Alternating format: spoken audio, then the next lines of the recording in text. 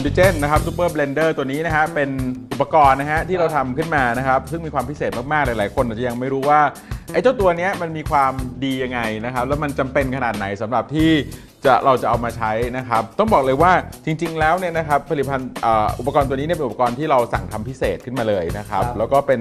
หรือถ้าเกิดเราดูเนี่ยก็พอจะเดาออกเลยว่ามันก็คือเป็นกระบอกปั่นนั่นเองนะครับซึ่งในกระบอกปั่นของตัว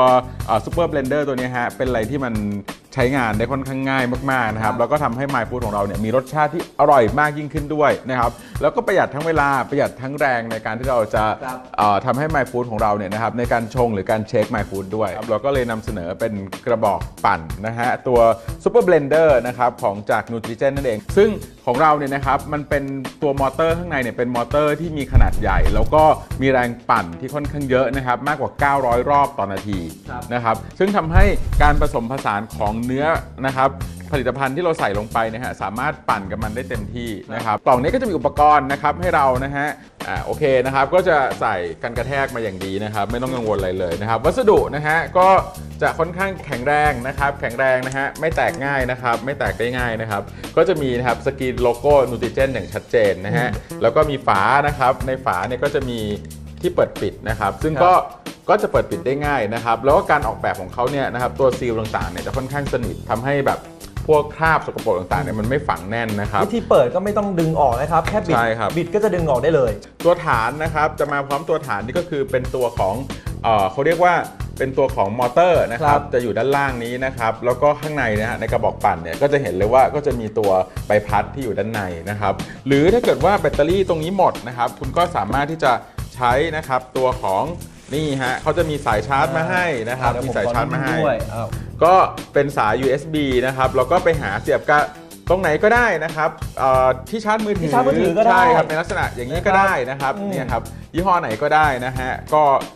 มันจะมีจุกอยู่ตรงนี้นะครับใช่ตัว M ตรงนี้นะครับตัว M ตรงนี้ก็คือจะเป็นสำหรับเปิดมอเตอร์นะครับแต่ถ้าเกิดไอ้ตัวที่เป็นสีดำด้านนี้นะครับเราก็งัดขึ้นมานิดนึงนะฮะงัดขึ้นมานิดนึงก็จะเห็นว่ามันจะมีรูอยู่นะครับก็เอานะครับด้านแหลมเนี่ยเสียบเข้าไปที่รูนะครับเสียบเข้าไปที่รูนะครับ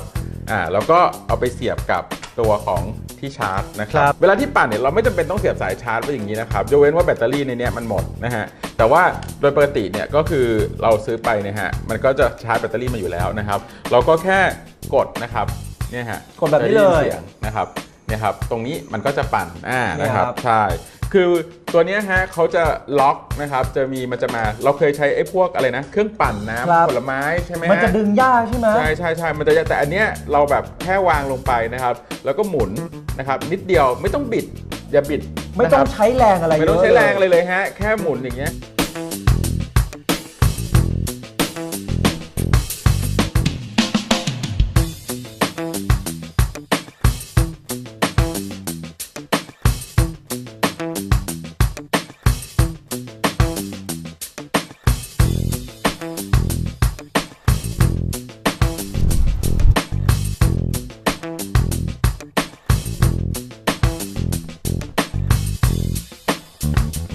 เรามาชนกันดีกว่าครับผมวิธีการล้างนะครับล้างง่ายมากฮะใส่น้ำเปล่าครับเขย่านะครับแล้วก็ผึ่งให้แห้งง่ายมากหรือถ้าเกิดจะใช้นะครับพวกฟองน้ำได้นะครับแต่อย่าใช้ไอ้ตัวสกอตไบรท์ที่มีใยขัดนะฮะก็คือใช้ฟองน้ำสำหรับล้างแก้วทั่วไปเลยนะฮะก็สามารถที่จะจุ่มลงไปหรือใช้แปรงล้างขวดก็ได้นะครับแต่ว่าถ้าเรากินเสร็จปุ๊บนะครับใส่น้ำแล้วเขย่าแรงๆนะฮะแล้วก็เทน้ำออกก็จบแล้ว2-3 ทีนะครับหรือจุ่มน้ำนะครับเขย่ายกขึ้นมาคว่ำเรียบร้อยเลยครับสะอาดเอี่ยมอ่องนะฮะเมื่อมีตัว Super Blender ตัวนี้บอกได้เลยว่าคุ้มมากๆนะฮะคุ้มมากๆเลยนะฮะ